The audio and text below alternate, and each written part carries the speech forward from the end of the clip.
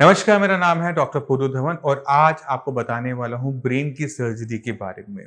जब कभी किसी के ब्रेन के अंदर क्लॉट आता है, ब्रेन हैमरेज होता है, नस फटती है, तो ब्रेन की किसी को नुकसान होता है।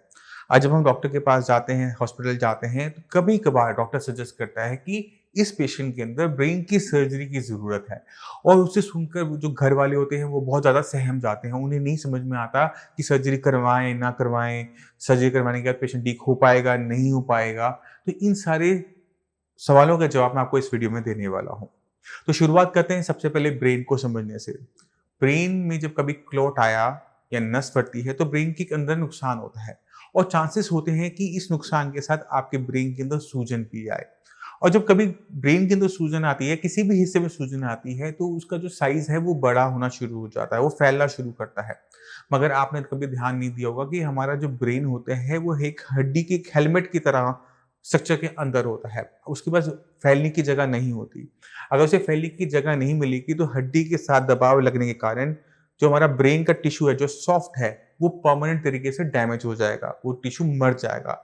अब डॉक्टर ये नहीं चाहता कि आपकी जो पैरालिसिस की दिक्कत है वो बड़ी हो, क्योंकि अगर ब्रेन को बहुत बड़ा डैमेज हो जाता है तो पेशेंट कोमा में चला जाता है और वो ब्रेन डेड भी हो सकता है। तो इस कंडीशन को रोकने के लिए, कोमा को खत्म करने के लिए, पेशेंट को कोमा में जाने से रोकने के लिए कि उसके दिमाग को बहुत बड़ा नुकसान ना हो, पेशेंट की डेथ ना हो, तो कभी-कभार हमें बहुत बड़ा डिसीजन लेना पड़ता है कि हमें ब्रेन को फैलने की जगह देने के लिए दिमाग की हड्डी के हिस्से को हटाना पड़ता है कि वो फैल सके। क्योंकि जब वो सूजन आई है तो फैलेगा, जब सूजन जाएगी तो वापस अपनी जगह पे पहुंच जाएगा। तो इस सर्जरी को हम क्या कहते हैं? डीकम्प्रेसिव क्रेनिएक्टोमी। अब ये कुछ शब्दों से बना हुआ है, इन शब्दों को हमें समझना पड़ेगा। डीकम्प्रेसिव यानी कंप्रेशन को खत्म करना, वहां से अब उसके लिए हम क्या कर रहे हैं? क्रेनिएक्टोमी। ये जो बोन की है, इसे हम क्या कहते हैं? क्रेनियल क्रेनियल बोन कहते हैं, जो स्कल बोन्स होती हैं, इसको हटाना, इसकी सर्जरी, टॉमी। तो ये 3 वर्ड में ही पूरी की पूरी सर्जरी को एक्सप्लेनेशन किया जा सकता है कि अगर किसी डॉक्टर के सामने आप सीधा बोलोगे तो समझ जाएगा कि कौन सी सर्जरी और क्या किया गया है।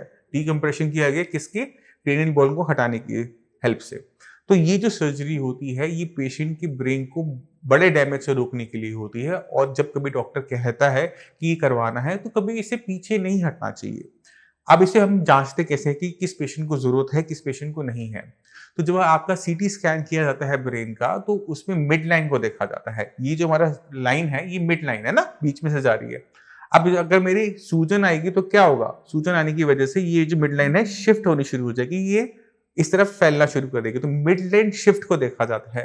तो मिड लाइन शिफ्ट एक पर्टिकुलर रेंज तक तो ठीक है कि 4 एमएम, 5 एमएम तक वो शिफ्ट हो गई है, तो डॉक्टर वहाँ पर कंजर्वेटिव ट्रीटमेंट देके संभाल लेते हैं। मगर अगर ये शिफ्ट बढ़ता जा रहा है, हम देख रहे हैं कि बाबा स्कैन्स में मिड लाइन हिलती जा रही है, जो सेंट्रल लाइन है वो खिसकती जा रही है, तो ऐसे केसेस के अंदर हमें ब्रेन की सर्जरी करनी पड़ती है, जिससे ब्रेन की टिश्यू को बचाया जा सके, पेशेंट को डेथ से बचाया जा सके, पेशेंट को कोमा से बचाया जा सके। अब दिक्कत सबसे बड़ी क्या होती है कि सर्जरी करने के बाद और उस क्लॉट की वजह से, उस ब्रेन हैमरेज की वजह से पेशेंट में पैरालिसिस होता है। मैक्सिमम पेशेंट के अंदर होता है कि पेशेंट का हाथ नहीं चल रहा, पैर नहीं चल रहा। तो ऐसे केसेस के अंदर हम क्या कर सकते हैं? ब्रेन को जो टिश्यू जो होता है, वो रीजनरेट नहीं कर सकता। यानी अगर ब्रेन के न्यूरॉन्स को एक बार डैमेज हो गया, ब्रेन के सेल्स को एक बार डैमेज हो गया, वो परमानेंट टाइप का होता है। मगर ब्रेन के पास एक खूबी होती है, वो है न्यूरोप्लास्टिसिटी की। जैसे हमारी स्किन पे कोई घाव होता है तो क्या होता है, कुछ टाइम में वो भर जाता है, हमें बस उसे साफ रखना होता है। इसी तरह से जब ब्रेन की टिश्यू को किसी टाइप का डैमेज होता है, तो ब्रेन उसको रिकवर करने के लिए, अपने फंक्शंस को रिकवर करने के लिए एक हीलिंग प्रोसेस होता है, जिसे हम कहते हैं न्यूरोप्लास्टिसिटी।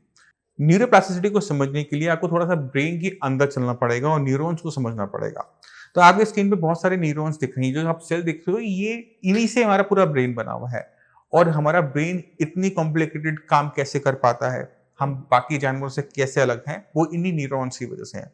न्यूरॉन्स हर जीव-जंतु में पाए जाते हैं, मगर ह्यूमन बीइंग के अंदर, इंसानों के अंदर इनकी मात्रा ज़्यादा होती है और इनकी आपस में कनेक्टिविटी भी ज़्यादा होती है। यानी एक न्यूरॉन अपने साथ 4 या 10 न्यूरॉन से आपस में जुड़ा होता है। ये जितनी ज़्यादा न्यूरॉन से जुड़ेगा, जितना ज़्यादा वो सोशल होगा, जितनी ज़्यादा उसके कनेक्शंस होंगे, हमारा ब्रेन उतनी ही कॉम्प्लेक्स चीज़ें कर पाता है। ठीक है? तो ये जो कॉम्प्लेक्सिसिटी है, ये हमारी ब्रेन की डेवलपमेंट वाला पार्ट होता है। तो अगर आपके ब्रेन की इस हिस्से को नुकसान पहुँचता है, तो क्या हुआ कि ये वाला ब्रेन का हिस्सा काम नहीं कर पाएगा, क्योंकि ये डेड हो चुका है। क्योंकि यहाँ पे क्लॉट आया था, यहाँ पे ब्लड सप्लाई नहीं मिल पाई, इसे खून नहीं मिल पाया, इसे ऑक्सीजन नहीं मिली और ये मर गया। अब ये वह जो काम करता था, इसको काम करने के लिए क्या होता है कि बाईपास तरीका तैयार होता है। और ये जो बाईपास तरीका तैयार हो रहा है, जहाँ पर ब्रेन के दूसरा हेल्दी टिश्यू इस काम करना सीख रहा है, इसी मेथड को न्यूरोप्लास्टिसिटी कहते हैं। तो अगर आप किसी पैरालिसिस पेशेंट को जानते हैं, तो आपने ध्यान दिया होगा कि जब हुआ था तो पेशेंट की कंडीशन बहुत खराब थी। चल नहीं पा रहा था, बोल नहीं पा रहा था, हाथ हिल नहीं पा रहा था। मगर अगले 6 महीने के अंदर पेशेंट के अंदर बहुत अच्छी इंप्रूवमेंट हुई। पेशेंट धीरे-धीरे चलने लगा, बोलने लगा, हाथ हिलाने लगा। मगर 6 महीने बीतते-बीतते ये इंप्रूवमेंट भी बंद हो गई। ये यानी न्यूरोप्लास्टिसिटी ब्रेन के अंदर बंद हो गई। यानी अब कोई नया बदलाव ब्रेन के अंदर नहीं आ रहा। अगर ये बदलाव न्यूरोप्लास्टिसिटी का जो बदलाव है, वो लंबे टाइम तक चलता रहता है, तो पेशेंट अपनी खोई हुई क्षमता पाना शुरू करता है। ठीक है, वो पहले की तरह नहीं चल पाएगा, पहले की तरह सीधा नहीं चल पाएगा। उसमें थोड़ी-सी लपक हो सकती है, हाथ में पूरी ताकत नहीं होगी, थोड़ी-सी कमजोरी महसूस करेगा, थोड़ा-सा भारीपन महसूस करेगा, बट वो अपने काम करने लायक बन पाएगा। तो न्यूरोप्लास्टिसिटी को चालू रखना लंबे टाइम तक ज़रूरी होता है एक पैरालिसिस पेशेंट की अच्छी रिकवरी के लिए। तो मैं चाहता हूँ कि अब आप कुछ पेशेंट से मिलें और उनकी कंडीशन को पहले समझें, फिर मैं आपको उसके बाद एक्सप्लेन करूंगा कि ये कैसे किया गया। नमस्कार, मेरा नाम है डॉक्टर पुरुधवन। आज हमारे साथ हैं अरुण कुमार सिंह जी, जो कि पैरालिसिस के पेशेंट रहे हैं। 2016 जनवरी में इन्हें पैरालिसिस का अटैक पड़ा था, स्ट्रोक पड़ा था। ये अपनी एंजियोग्राफी करवा रहे थे, तब इनको ये अटैक पड़ा। 7 मार्च को हो गया ये बाईपास सर्जरी 7 मार्च को। तो जब इनको स्ट्रोक पड़ा, पहले 6 महीने में इनके अंदर बहुत अच्छी इंप्रूवमेंट आई, जो हर एक पैरालिसिस के पेशेंट के अंदर देखने को मिल जाती है कि काफ़ी हद तक जो उनकी मूवमेंट होती है वो रिस्टोर हो जाती है। क्योंकि जो हमारा दिमाग होता है वो इस पे काम कर रहा होता है इंप्रूवमेंट को करने के लिए। मगर जितनी इंप्रूवमेंट अरुण जी में आई 6 मंथ के बाद, उसके बाद वो इंप्रूवमेंट आनी बंद हो जाती है। वही हमें हर एक पैरालिसिस पेशेंट के अंदर देखने को मिलता है कि जब किसी को स्ट्रोक होता है, पैरालिसिस होता है, 6 मंथ्स आपको इंप्रूवमेंट मिलेगी, उसके बाद कुछ नहीं होता, लाइफ बीत जाती है। जितनी मर्जी आप एक्सरसाइज कर लीजिए, जितनी मर्जी आप फिजियोथेरेपी करवा लीजिए, आपके अंदर इंप्रूवमेंट नहीं आती। मगर इंप्रूवमेंट को शुरू करने में, हमारे पास आने में अरुण जी को लगे पूरे 2 साल का टाइम। 2 साल के बाद जब हमारे पास आए तो इनको टाइम जरूर से ज़्यादा लगा है। इतना ट्रीटमेंट का टाइम साइंस इंजीनियरिंग के पेशेंट्स में नहीं लगता, इंप्रूवमेंट आनी शुरू हो जाती है। इनकी इंप्रूवमेंट का जो ऑनसेट है वो लेट हुआ। इनको हमसे ट्रीटमेंट लेते हुए अराउंड कितने महीने हो गए? 8 महीने हो गए। इस 8 महीने के अंदर थोड़ी थोड़ी जो इंप्रूवमेंट आनी शुरू हुई, अब वो 2 महीने लास्ट के 2 मंथ्स के अंदर इतनी फास्ट हो गई हैं कि आज ये हमसे खुश हैं। हाथ पैर की जो उंगलियां थी वो सीधी हो गई हैं, हाथ की फिंगर में पावर आनी शुरू हो गई है, चीज़ों को पकड़ना शुरू कर दिया है। तो अरुण जी, आप खुद बताओ कि साइंस इंजीनियरिंग से जो आपने ट्रीटमेंट शुरू किया, जो आप बता रहे हो लास्ट के 2 मंथ्स में, आपने क्या अपने अंदर चेंजेस देखे? मैंने हाथ सीधा हुआ, पैर उठा के दिखाओ। अब पहले इतना जाता था ऊपर, जाता था लेकिन मुड़ा रहता था। अब सीधा चला जाता है, सीधा जाता है। चीजों को पकड़ लेते हो आराम से? पकड़ लेते हैं, कोई दिक्कत तो नहीं होती? उंगली में ताकत का तो आया है लेकिन कम आया है। ठीक है, आप कोई चीज पकड़ने में कोई दिक्कत तो नहीं होती? दिक्कत नहीं होती है। इसे पकड़ के दिखाओ जरा। देखिए, ये टाइम लगता है क्योंकि ये जो दिक्कत होती है पैरालिसिस की, आपकी ब्रेन के अंदर होती है। आपके हाथ पैर की मसल्स में कोई दिक्कत नहीं है, यहाँ कोई चोट नहीं है, यहाँ कोई स्वेलिंग नहीं है, कुछ नहीं है। इसका मतलब कि ब्रेन अभी कमांड ब्रेन के अंदर जो क्लॉट आया था, उससे ब्रेन का टिश्यू डैमेज हो जाता है। क्योंकि आपकी एज ज़्यादा है, आप अराउंड 60 हो, तो इसलिए आपको ये टाइम ज़्यादा लगा। अगर यहाँ पे कोई यंग पर्सन होता तो उसे टाइम कम लगता, मगर इंप्रूवमेंट आती है, ये 100% है।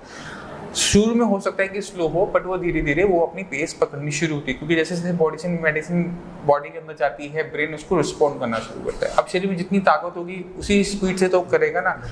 हम एक जैसे रिजल्ट हर पेशेंट के अंदर नहीं दे पाते, बट ये है कि हम पॉजिटिव रिजल्ट्स हर पेशेंट को दे पाते हैं। किसी में जल्दी होती है, किसी में वो स्लो होती है।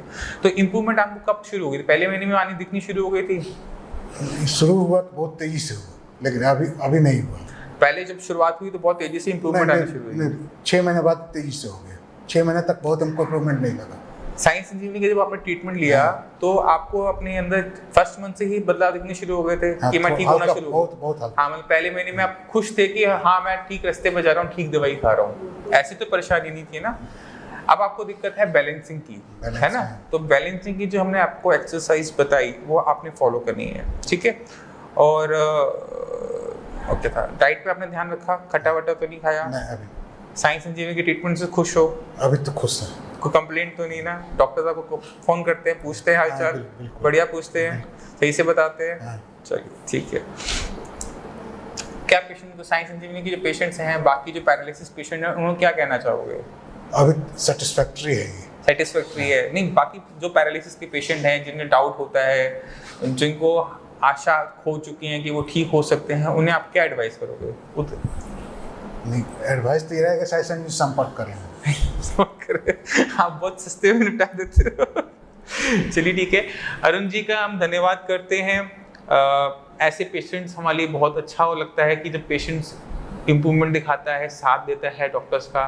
कभी कभार हम मानते हैं कि हमारा जो ट्रीटमेंट है वो सब पे एक जैसा नहीं होता। कुछ पेशेंट्स हमारे बहुत अच्छे हैं जो एक मंथ में रिकवर कर गए, कुछ पेशेंट्स ऐसे हैं अरुण जी जैसे जिनको टाइम लगा। बट ठीक है, टाइम लग सकता है, मगर अगर आपको अपनी बॉडी के अंदर इम्प्रूवमेंट चाहिए, पैरालिसिस की कंडीशन की इम्प्रूवमेंट चाहिए, तो आपको थोड़ा सा विश्वास साइंस इंजीनियरिंग में दिखाना पड़ता है। अरुण जी ने जैसे दिखाया, 8 महीने बहुत होते हैं। 8 महीने के अंदर जो इनमें इम्प्रूवमेंट आई, वो इम्प्रूवमेंट आई जो इनको 2 साल 1.5 साल तक कोई इम्प्रूवमेंट नहीं आई थी, वहाँ से शुरुआत की। तो ठीक है, धीरे धीरे हम इसको पूरा इम्प्रूव कर जाएंगे। आने वाले 2-3 महीने में इनको जहाँ तक है, हम 99% तक हम रिकवर करवा कंसल्टेंट डॉक्टर कहते हैं, जितना डॉक्टर संपर्क किए न्यूरो सर्जन से, ये कहते हैं 95 से ऊपर नहीं जाएगा। सिर्फ आप एक बोले हैं कि 99% हो सकता है, वो एक ही बात है। कोशिश ये थी कि मैक्सिमम से मैक्सिमम पेशेंट रिकवर कर जाए। ठीक है, अब आपकी जो इम्प्रूवमेंट नहीं हुई थी 1.5 साल में, अब वो शुरू हो गई है। अब शुरू हो गई है तो आने वाले कुछ टाइम के अंदर कंप्लीट भी हो जाएगी। 2 महीने से बहुत इम्प्रूवमेंट, 2 महीने से काफी अच्छी। क्या इम्प्रूवमेंट देखने को मिली? नहीं, जो हाथ सीधा नहीं होता था, सुबह उठते थे तो हमेशा मुड़ा रहता था, लेकिन अब देखते हैं कि अपने आप सीधा रहता है। आपने इस बीच में खाने पीने में बदलाव किया या क्या? खाने पीने में रोटी, जो वेजिटेरियन है, हाँ, तो रोटी और सब्जी, कद्दू की सब्जी, नमक सब्जी ज्यादा खाते हैं। अच्छा, परवल। चलिए, खट्टा बट्टा तो बिल्कुल नहीं खाया। एक्सरसाइज कर रहे थे बीच में? एक्सरसाइज तो रेगुलर करते हैं। एक्सरसाइज कर रहे थे, एक्सरसाइज में कोई क्या चेंजेस किए थे? वही चल रही थी तब से? 1 घंटा तक 2 घंटा रेगुलर करते हैं। अच्छा, 1 घंटे इसमें योगा करते हैं, 1 घंटा में एक्सरसाइज करते हैं। एक्सरसाइज करते हैं डिफरेंट तरह का। तो मतलब जो लास्ट 2 मंथ में आपकी इम्प्रूवमेंट हुई, उस बीच में आपने कोई एक्सरसाइज के अंदर फर्क किया था? हम मॉर्निंग वॉक स्टार्ट किए थे। मॉर्निंग वॉक स्टार्ट की थी? ट्रेडमिल चलाते थे पहले भी, लेकिन मॉर्निंग वॉक शुरू किए इधर चुकी। तो आप देखिए कि जो हम डॉक्टर्स आपको बोलते हैं, आपको बताते हैं कि आपने वॉक करनी है, तो उसे आपने वॉक करनी है। आप उसे छोटा मोटा रास्ता बना के ढूंढना शुरू करेंगे, घर के अंदर कर लेंगे, छत के टेरेस पे कर लेंगे, वो तब ठीक है जब आपके पास स्पेस नहीं है। जब आपके पास स्पेस है तो आप एक्सरसाइज करो। ये जब आप मेरे पास पहली बार आए थे तो मैंने आपको तभी कहा था कि आपने पाकिस्तान और दिक्कत थी, जैसे तब आपके पास स्पेस की दिक्कत थी। हाँ, स्पेस की दिक्कत थी। ट्रेडमिल चलाते थे, सब ट्रेडमिल चलाते थे। अब स्पेस पूरा हो गया, का समय है, नहीं जाते हैं तो ट्रेडमिल चलाते हैं। चलिए, तो आपने एक्सरसाइज जरूर करनी है, क्योंकि जो हमारा ब्रेन का जो अब नया हिस्सा होता है, जो इस काम को संभाल रहा होता है, बिल्कुल नया होता है। उसे सिखाने के लिए हमें रिपीटेशन करनी पड़ती है, एक ही काम को बार बार करना पड़ता है, तब जाकर ब्रेन के अंदर वो मेमोरी तैयार हो पाती है। वो सीख पाता है कि आपकी कौन सी मसल को मूव करने के लिए किस तरह से सिग्नल को सेंड करना पड़ेगा। तो ये ब्रेन को सिखाना एक छोटे बच्चे को सिखाने जैसा होता है। तो एक ही काम को बार बार करने से वो मेमोरी आपके माइंड में बननी शुरू हो जाती है। वही अरुण जी के केस में हुआ। जब ये चलना शुरू किए, जब इन्होंने सैर करनी शुरू की, तो जैसे ही इन्होंने सैर शुरू की तो क्या हुआ कि सही तरीके से पैर को नीचे रखने की वजह से आपकी जो मसल्स हैं, उन्होंने ब्रेन को सिग्नल दिया कि मुझे ये दिक्कत महसूस हो रही है। ब्रेन ने उसका सोल्यूशन निकाला और उसको अपने में इम्प्रूवमेंट लेते हुए और आपकी वो मूवमेंट में चेंजेस नजर आने शुरू हो गए। नहीं, हमको उम्मीद है कि 31 दिसंबर तक हम टारगेट रखे हुए हैं कि 199% जो हाँ वो हो जाएगा। क्योंकि मॉर्निंग वॉक अक्टूबर नवंबर फिर चालू हो जाएगा। अभी तो बंद है पानी के चलते। अच्छा, रोज पानी पड़ जाता है। मॉर्निंग वॉक से हमको ज्यादा फायदा हुआ है। हाँ। तो हम अरुण जी का धन्यवाद करना चाहते हैं क्लिनिक में आकर हमें हमारे रिजल्ट्स बताने के लिए, आप सभी को बताने के लिए कि पैरालिसिस की पेशेंट को हार मानने की जरूरत नहीं होती, हिम्मत नहीं हारनी, आपने लगे रहना है, अपनी बॉडी पे काम करते रहना है। तो आपने देखा, तो इनकी कंडीशन कुछ ना कुछ आपके पेशेंट की तरह ही थी। 6 महीने बीत चुके थे, न्यूरोप्लास्टिसिटी बंद हो चुकी थी, मगर सडनली ही उनमें इम्प्रूवमेंट आनी शुरू हुई, क्योंकि हमने कुछ नहीं किया था। हमने जो उनको जो ट्रीटमेंट दिया, उस ट्रीटमेंट ने उनके ब्रेन के अंदर बस ये जो न्यूरोप्लास्टिसिटी है, यानी ब्रेन की जो खुद में सुधार करने की क्षमता है, वो वापस लेकर आया था और कुछ नहीं किया। तो जैसे जैसे ब्रेन के अंदर सुधार हुआ, पेशेंट ने जो बताई हुई एक्सरसाइज वो की, तो ब्रेन के एक पर्टिकुलर हिस्से ने जो ठीक था, काम करना दोबारा से सीख लिया और पेशेंट अपने आप काम करने लायक बन गया। यही किया जाता है साइंस इंजीनियरिंग में, यही किया जाता है SR institute of advance Ayurvedic sciences में कि आपकी जो बीमारी की जड़ है, वहाँ पे काम किया जाता है। आपके हाथ-पैर काम नहीं कर रहे हैं, आपको लग रहा है आपके हाथ-पैर में दिक्कत है, ये गलत है। दिक्कत आपके ब्रेन में है, जहाँ पे क्लॉट आया था, जहाँ पे नस फटी थी। तो हमने जब जड़ में जाके काम करते हैं, सही तरीके से काम करते हैं, साइंटिफिक तरीके से काम करते हैं, तो हमें इस तरह के रिजल्ट्स सुधार में देखने को मिलते हैं। तो मैं उम्मीद करता हूँ इस वीडियो से आप समझ गए कि ब्रेन की सर्जरी क्यों ज़रूरी होती है जब ब्रेन के अंदर क्लॉट आता है या नस फटती है। फिर भी आपके माइंड में कोई डाउट रह गया हो, कुछ पूछना चाहते हो, हमारे डॉक्टर्स अवेलेबल हैं। अगर आप पैरालिसिस के मरीज़ हैं, तो किस तरह से आप अपने अंदर रिकवरी लेकर आ सकते हैं, उसकी मैं आपकी पूरी हेल्प करूँगी। क्या खाना है, क्या पीना है, क्या एक्सरसाइज करनी है, इसको पूरी तरह से आपको गाइड किया जाएगा और आपको अपने बाकी सारे पेशेंट की तरह आपको भी पहले की तरह ठीक किया जाएगा। अब इसी के साथ आपसे वीडियो में चलने की आगे चाहूँगा। मिलते हैं अगली वीडियो में, तब तक के लिए नमस्कार।